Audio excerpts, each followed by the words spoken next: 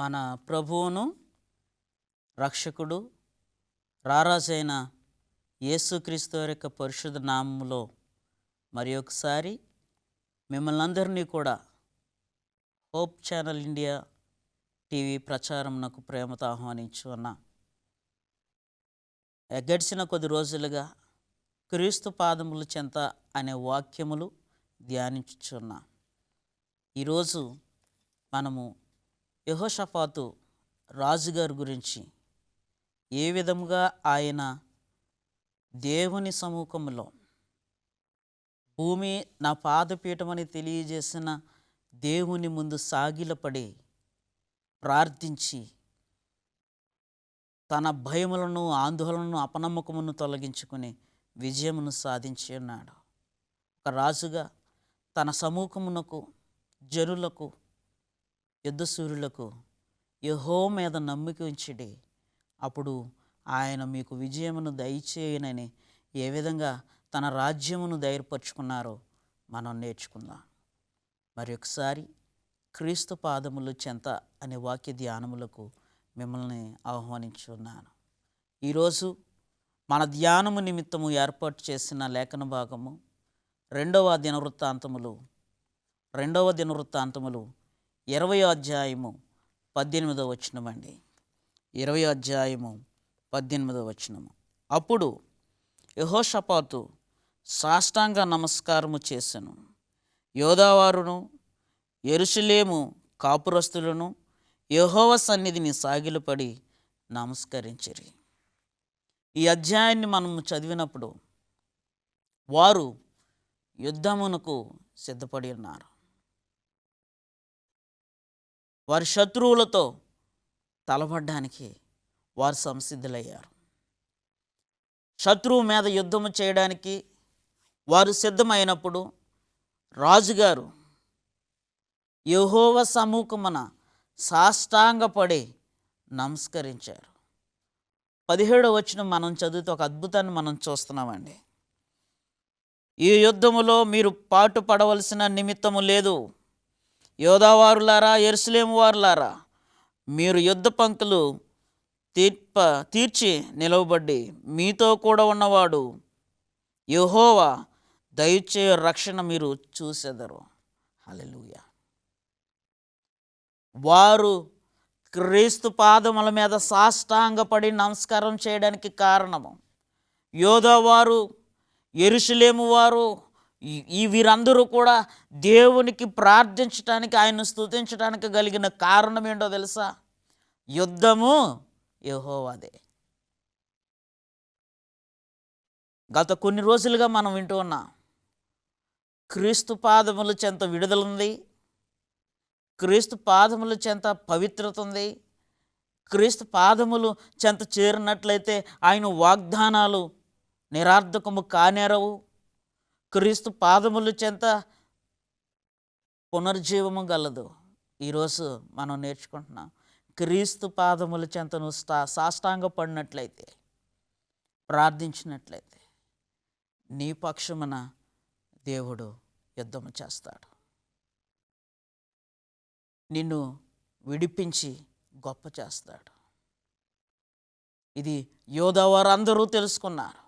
అనేక సార్లు అరణ్యంలో ఉన్నప్పుడు, అరణ్యం బయటకు వచ్చిన తర్వాత తాము కట్టని ఇళ్ళను స్వాధీనము చేసుకుని, తాము నాటని తోటలను స్వాధీనపరచుకొని వారు దేవుని యొక్క ఆశీర్వాదమును అనుభవిస్తానే ఉద్దేశపూర్వకముగా దేవుణ్ణి తిరస్కరించిన వారు దేవునికి దూరమైపోయారు. అనేక మార్లు వారు అన్య రాజుల చేత పరిపాలించబడ్డారు. కానీ ఎప్పుడైతే క్రీస్తు ముందు, దేవుని ముందు వారు సాష్టాంగపడ్డారు, దేవుని పాదములకు నమస్కరించారు, ఎప్పుడైతే వారు మాకు దేవుడున్నారు, మా పితరులను నడిపించారు, అరణ్యములో బండలో నుండి మధుర జలములను వారికి అనుగ్రహించారు, ఎడారులో మన్నాను కురిపించారు, పగలు మేఘస్తంభముగా రాత్రి అగ్నిస్తంభముగా వారిని నడిపించారు, 40 ఏళ్ళు వారి చెప్పులు అరిగిపోలేదు, వారి వస్త్రములు మాచిపోలేదు. అటువంటి దేవుడు మాకున్నాడు అని వారు జ్ఞాపకము చేసుకుని ఆయన ముందు మనసారా సాష్టాంగపడి ఆయన్ని పూజించి కీర్తించి సేవించి ఆయన కొరకు కనిపెట్టుకుని ఉన్నారు. ఆయన ప్రవక్తల ద్వారా ఆయన సెలవిస్తున్నాడు, మీరు యుద్ధ పంతులు తీర్చి నిలబడి చూడండి, అంతే. మీరు యుద్ధము చేయని అవసరం లేదు. మీరు చూడండి, మీతో కూడా ఉన్నవాడు యెహోవా దేవుడు. ఈరోజు నీతో కూడా వచ్చేవాడు నీ దేవుడు. నీ అపజయాల్లో నీ వెనువంటే ఉండి నిన్ను నడిపించేవాడు నీ దేవుడు.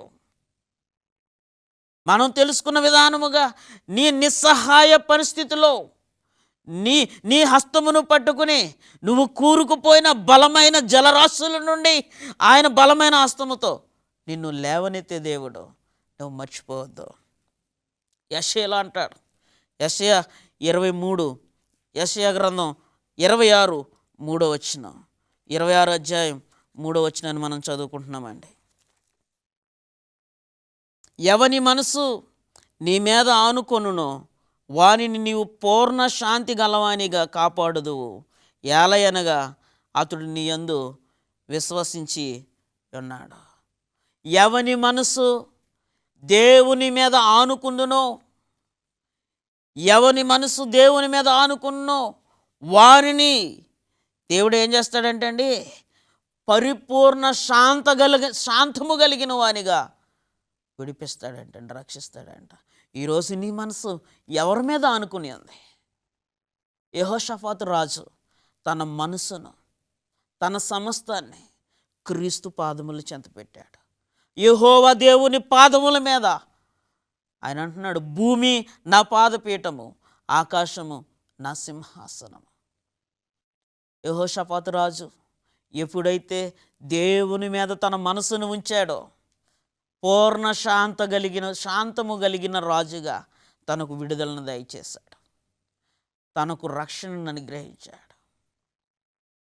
20వ వచనం మనం చదివినట్లయితే దినవృత్తాంతములో 20వ అధ్యాయం 20వ వచనం మనం చదివితే చక్కటి మాటలు అక్కడ మనం చదువుతున్నామండి. 2వ దినవృత్తాంతములు 20వ అధ్యాయం 20వ వచనం అండి. అంతటా వారు ఉదయమునే లేచి తెకోవ అరణ్యమునకు పోయిరి. వారు పోవుచుండగా రాజు యెహోషాఫాతు నిలవబడి, యోధావారులారా, యెరూషలేము కాపురస్తులారా, నా మాట వినుడి. మీరు దేవుడైన యెహోవాను నమ్ముకొనుడి, అప్పుడు మీరు స్థిరపరచబడుదురు. ఆయన ప్రవక్తలను నమ్ముకొనుడి, అప్పుడు మీరు కృతార్థులగుదురు చెప్పాను. ఈరోజు మీరు ఎవరి మీద నమ్మకం పెట్టుకున్నారు? రాజు యెహోషాఫాతు, యోధావారులారా, యెరూషలేము ప్రజలారా, యెహోవా మీద నమ్మకము పెట్టుకున్నాడే, అప్పుడు మీరు స్థిరపరచబడదురు. చాలాసార్లు సంఘాల్లో అంటారండి, చాలామందిని ఉద్దేశిస్తూ వీరు స్థిరత్వము లేనివారు అని. ఈరోజు నీ కొరకు కూడా ఒక్కసారి నువ్వు ఆలోచించావా? నీ విశ్వాసంలో నువ్వు స్థిరము కలిగి ఉన్నావా? యెహోషాఫాతు తన ప్రజలతో అంటున్నాడు, యోధావారులారా, మన పితరులు కొన్ని సందర్భాల్లో స్థిరముగా లేరు,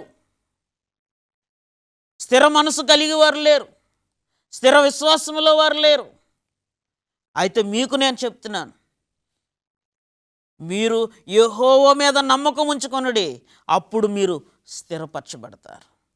ఈరోజు ప్రియమైన వీక్షకులారా, దేవుని సేవకునిగా మీకు తెలియచేస్తున్నా,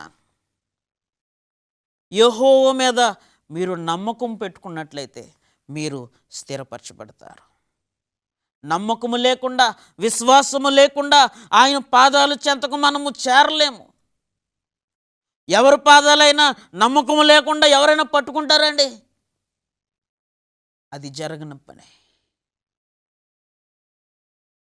అందుకే హెబ్రీ పత్రికలో మనం చదువుతున్నామండి. హెబ్రీలకు రాసిన ఈ యొక్క అపోస్తలుడైన పౌలు గారు సెలవిస్తున్నారు. హెబ్రీయులకు 11వ అధ్యాయం 6వ వచనాన్ని మనం చదువుతున్నామండి. విశ్వాసము లేకుండా దేవునికి ఇష్టడై ఉంట అసాధ్యము. దేవుని యొద్దకు వచ్చువాడు ఆయన ఉన్నాడనియు తన్ను వెదుకుని వారికి ఫలము దయచేయువాడనియు నమ్మవలెను కదా. యెహోషాపాతు రాజు నమ్మాడు. ఆయన్ని వెతికితే ఆయన దొరుకుతాడని, ఆయన ఉన్నాడని, ఆయన ఫలమును దయచేవాడని యెహోషాపాతు రాజు నమ్మి ఆయన క్రీస్తు పాదాల మీద అనగా దేవుని సముఖములో సాష్టాంగపడి ప్రార్థన చేశాడు. ఈరోజు నీ జీవితంలో కూడా నువ్వు పనిచేస్తున్న ప్రాంతంలో నువ్వు విఫలమవుతూ ఉన్నావేమో.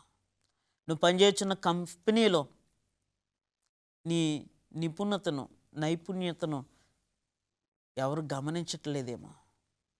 నువ్వు క్రీస్తు వద్దకు వెళ్ళినట్లయితే దేవుడు నిన్ను హెచ్చిస్తాడు.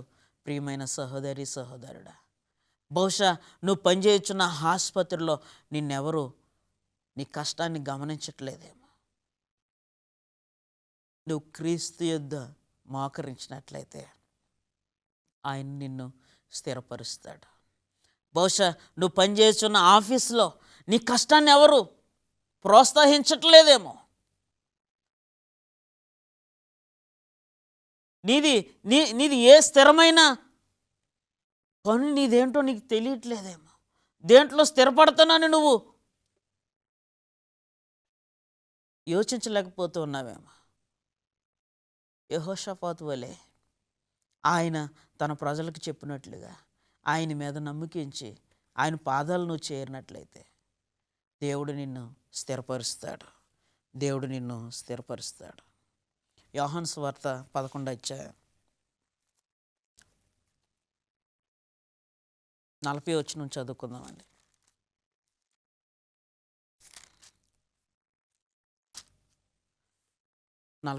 చదువుతున్నాను. అందుకు యేసు, నీవు నమ్మిన ఎడల దేవుని మహిమను చూతువని నేను నీతో చెప్పలేదని ఆమెను అడిగాను. నీవు దేవుని మహిమను చూతువని నీకు తెలియదా? ఎప్పుడు? ఆయనను నువ్వు నమ్మిన ఎడల. అందుకే యెహోషాపాతు అంటున్నాడు, ఆయనను నమ్ముకొనుడి. ఆయనను నమ్ముకుంటే ఆయన మిమ్మల్ని విడిపిస్తాడు, మిమ్మల్ని స్థిరపరుచుతాడు, మిమ్మల్ని కృతజ్ఞులుగా ఆయన చేస్తాడు. ఈరోజు మనం దేవుని కార్యాలను పొందుకున్న మనం కృతజ్ఞులుగా ఉన్నామా? కృతజ్ఞతహీనులుగా ఉన్నామా? మర్చిపోతూ ఉన్నామా? ఇశ్రాయేలు ప్రజలు అనేక సార్లు మర్చిపోయారు. వారు మర్చిపోయిన ప్రతిసారి వారు ఏమైపోయారో తెలుసా? అన్యుల కింద, వారు అన్యుల పరిపాలన క్రిందకి వెళ్ళిపోయారు, బానిసలైపోయారు.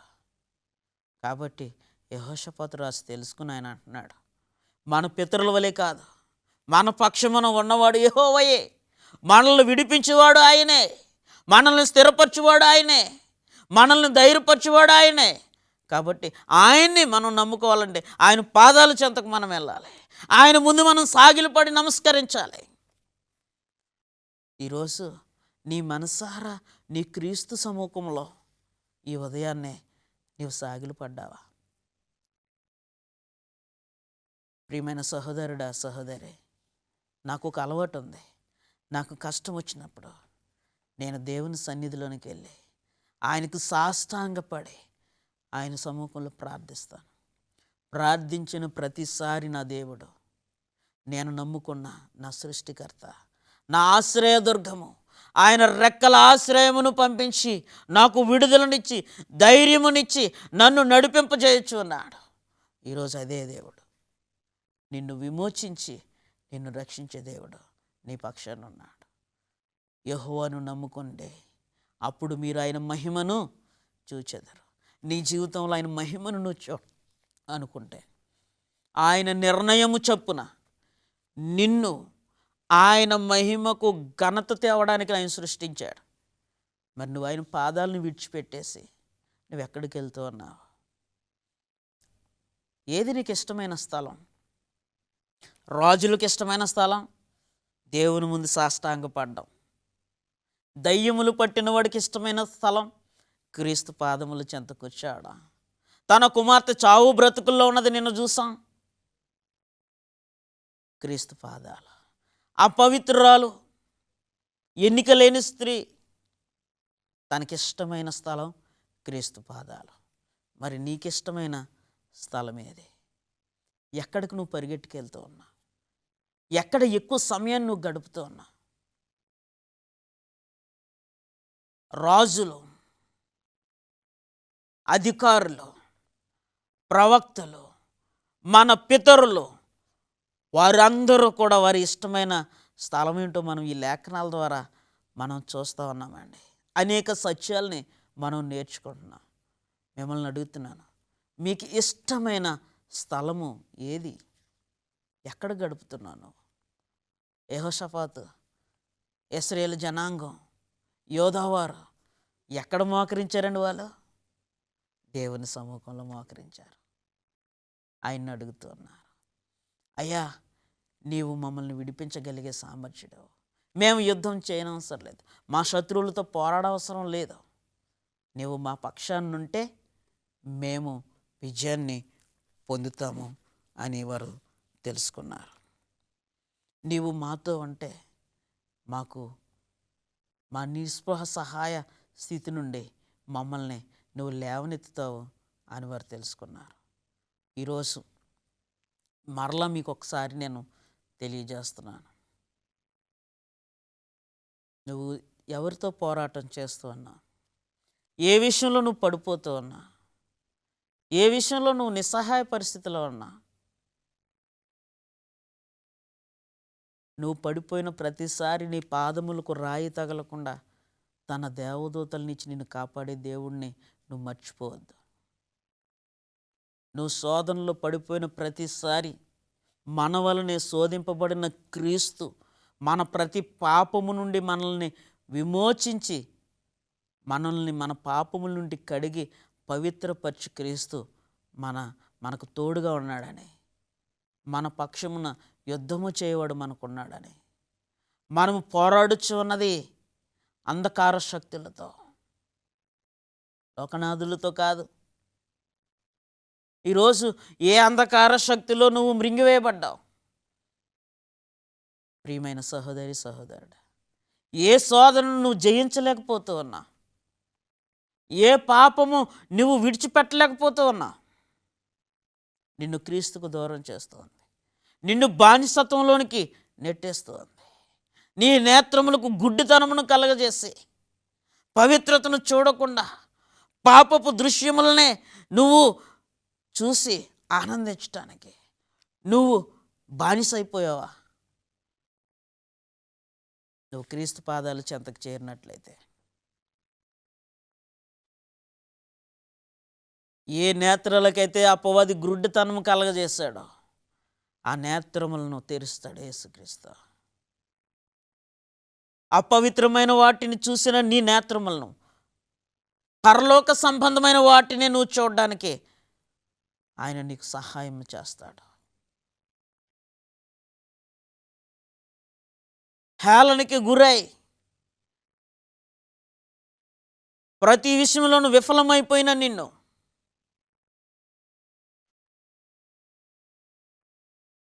నీవు పిలుచున్న యేసుక్రీస్తు ఆయన ఉన్నాడని, ఆయనను వెదుకు వారికి ఆయన దొరుకుతాడని నమ్మిన వారికి ఆయన గణపరుస్తారు.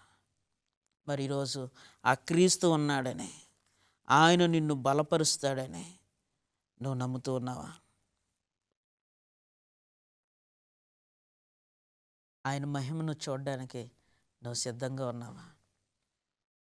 యెహోషాపాతు గారు ఒక్కడే కాదండి, అనేక రాజులు క్రీస్తు దేవుని సముఖంలో సాగిలపడి వారు ప్రార్థించినప్పుడు వారిని లేవనెత్తాడు దేవుడు. వారిని విడిపించారు, వారికి సహాయకుడిగా ఉన్నారు, వారిని బలమైన రాజుల చేతి నుండి విడిపించి గొప్ప చేశాడు. అందుకే వారికి తెలుసు, వారు నమ్ముకున్నవాడు సామాన్యుడు కాడు. సర్వలోకాలకి సృష్టికర్త, సర్వమును ఏలుబడి చేసే దేవుడు. ఆయన రాజ్యము యుగయుగములు స్థాపించబడుతుందని వారికి తెలుసు.